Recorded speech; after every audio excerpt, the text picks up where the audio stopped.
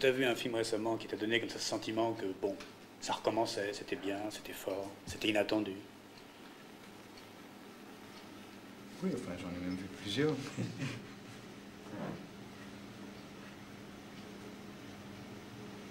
Un film qui m'a beaucoup frappé, enfin, de toute façon, c'est un film que j'avais envie de voir et dont j'avais très peur d'être... J'avais envie de l'aimer. C'est le film de... C'est Peau de vache, le film de Patricia Mazu. J'avais envie de l'aimer à cause des comédiens qui jouent dedans, tout simplement. Elle, je la connais pas du tout. Et c'est un film qui m'a touché pour des raisons, le rapport entre les gens et tout, mais parce que on sent qu'il va vers quelque chose. Dès le début, on sent que c'est un film qui va vers quelque chose. Et effectivement, plus le film avance, plus à mon avis il est fort, plus les rapports entre les personnages deviennent à la fois plus intenses et en même temps plus mystérieux, et qui arrive brusquement sur une scène, à mon avis, extraordinaire. Tellement sidérante que j'ai eu envie de revoir le film une semaine après, pour le plaisir et aussi pour vraiment vérifier cette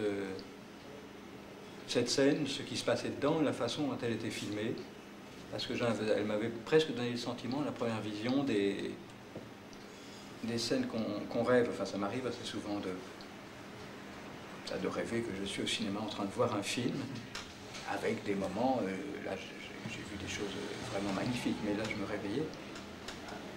Et puis, je ne pouvais pas le revoir là, j'ai pu le revoir, c'était effectivement sur l'écran, je ne l'avais pas rêvé. C'est la scène où...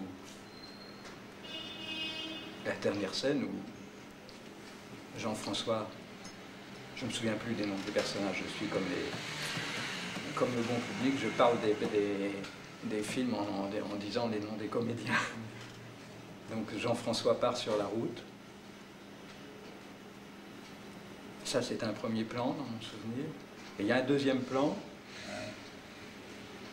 où on voit Sandrine Bonner courir vers lui, le rattraper, essayer de l'arrêter. Ils continuent à marcher tous les deux assez longtemps, bon, en parlant, jusqu'au moment où ils tombent dans les bras l'un de l'autre, où ils s'embrassent, où Jean-François se tourne vers Sandrine Bonner et lui dit « Pars avec moi avec la petite ». Tout ça s'est fait en un seul plan, à la main, je crois, un peu bousculé, mais sur le mouvement. Bon. Là encore, c'est très beau, mais la caméra accompagne les personnages. Là, on passe brusquement sur un gros plan de Jean-François, qui m'a... D'ailleurs, la première fois que j'ai vu le film, ce gros plan m'a choqué, parce qu'il coupait quand même ce plan très long, magnifique et tout, qui est purement son regard sur Sandrine Bonner après avoir posé la question.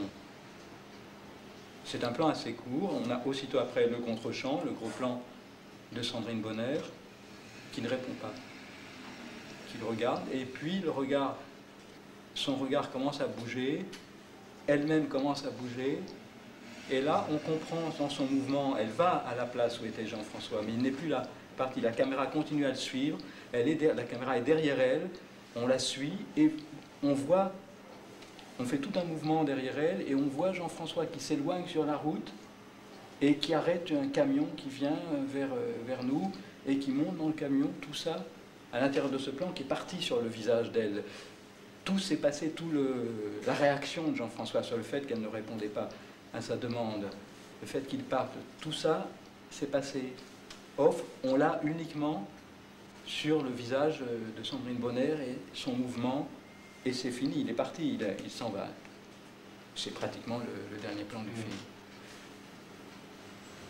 Ce plan, je l'ai trouvé vraiment magique et à la fois, bon, c'était très bien filmé, en même temps, c'est faisant passer l'émotion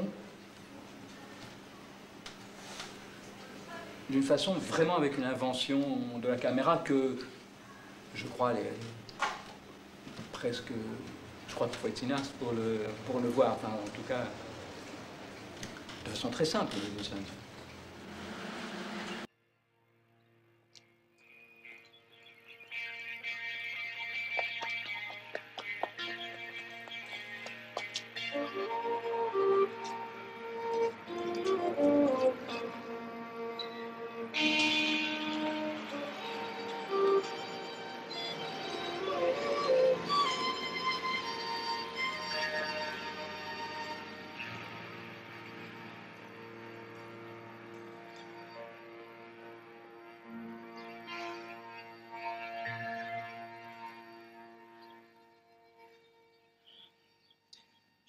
Cap-Tite.